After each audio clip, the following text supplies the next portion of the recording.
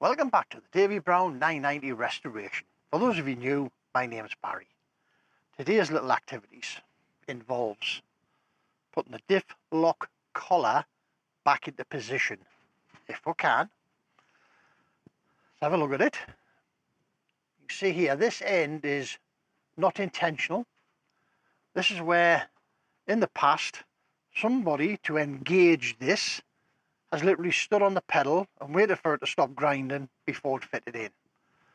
And they've literally, over the years, they have ground away the edge. Now, I've shaped up a little stone for my Dremel, and I've been in and I've cleaned all the burrs off all the edges there, and I've tidied up round the bottom here in order to give it a nice, clean, smooth finish with no sharp edges. This end, there's a fork in the tractor that comes through the axle to the foot pedal, goes into those two grooves, and it slides the collar back and forward along the pinion shaft to engage it and keep it engaged. Right, so what else have we got? We've got the diff lock spring. The collar comes up against it. We have to then compress all of this into the diff,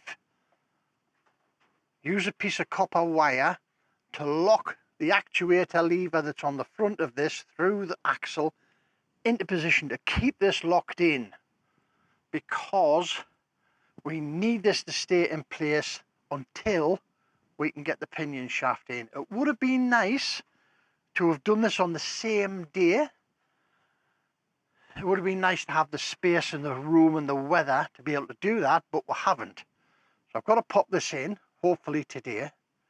And on another occasion, the pinion shaft's going to go through it. Then we can release the pedal, which will allow this to come back out of the diff and slide back and forward along the pinion shaft. Right, now, if you have a look at this little diagram, there is a special tool that you can buy, make, borrow, beg, steal from people. However, I've been unable to do any of that. So what have we got that we're going to use to put this in with? Bearing in mind, right, you've got to reach in through the pinion shaft output hole of the axle in line with the diff and push it all in place. This is what I've got. So I have here a 1 inch and a 1/16 Kennedy impact socket. That size isn't important other than the outside diameter is a nice fit to the inside diameter of that bush. And in order to push, and again this is why the impact sockets benefit as opposed to a standard socket. Impact sockets have 2 holes in them, there and there, and that's to put a pin through. If you're locking this to an impact hammer, you would normally put a pin in there and you'd put a big rubber o-ring on there, keep it in place, and that would keep everything attached. Those holes are 1/4 diameter. Got some 1/4 diameter pins, and I've reamed the holes so the 1/4 pins fit into there like such, and then they hopefully will go up against the face and we'll be able to push it in. And we're going to extend that just with a 1/2 inch speed brace so that I've got something to turn it with, so when we've got it in place and we need to rotate it a little bit to hopefully get those flutes engaged, we can turn it with this and then get it wired up.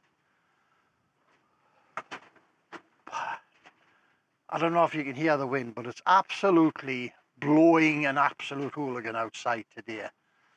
It's dry. Well, it is dry now. It wasn't 10 minutes ago. It poured down. It's dry. It's sunny. It's not warm, but it's not cold. In order to do this, I might have to pull one or either of the toolboxes out so that I can pivot the tractor across and end up with the axle pointing out, because at the minute the axle's in line with the edge of that shelving unit and we'll kind of get into it. So we've got all that to set up. Then we've got to pop the spring in, and then we've got to try and find as well some vantage points where you guys, hopefully we can get you to be inside the axle somehow looking at this job. Fingers crossed. Right, let's crack on with it, see if we can get it done. Huh? Right, so here's our dilemma. We've got to get in there underneath them pipes. 2 seconds.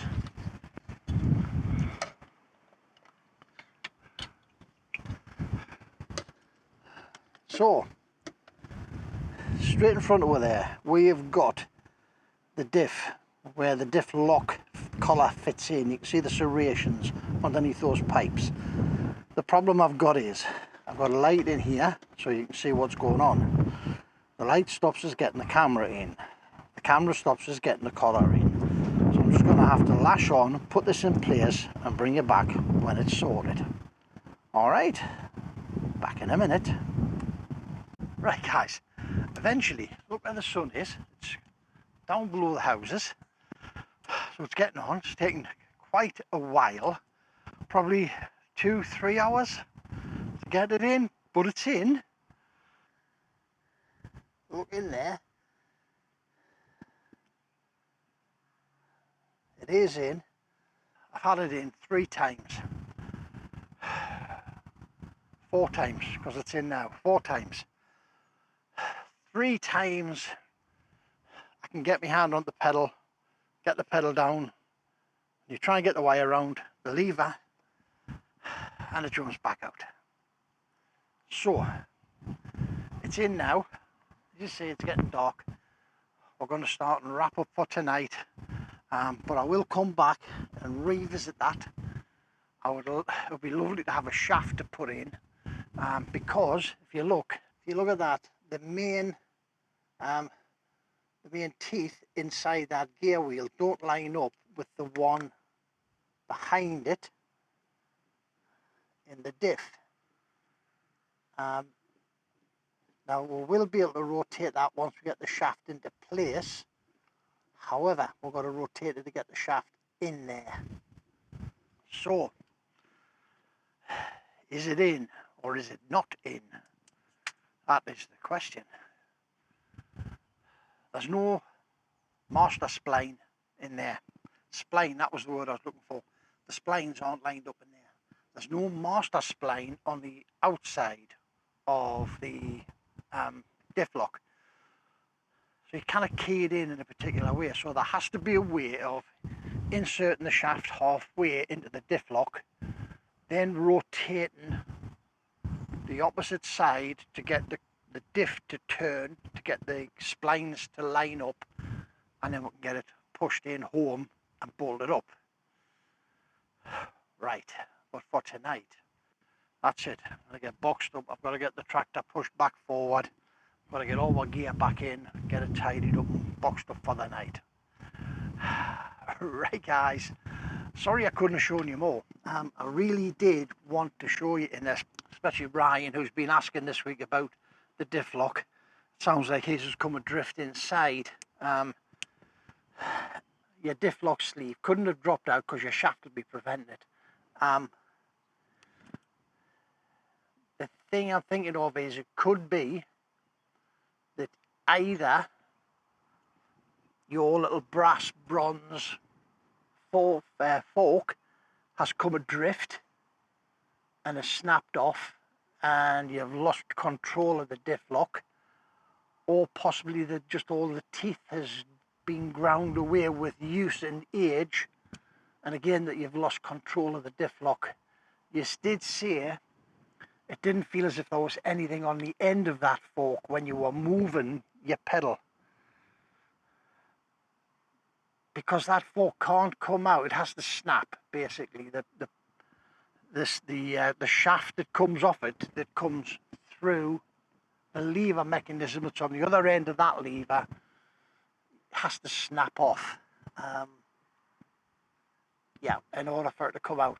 It all sort of locks itself in. If you look up there, you can see, can you, how the fork is keeping that in, even though it's not very far in.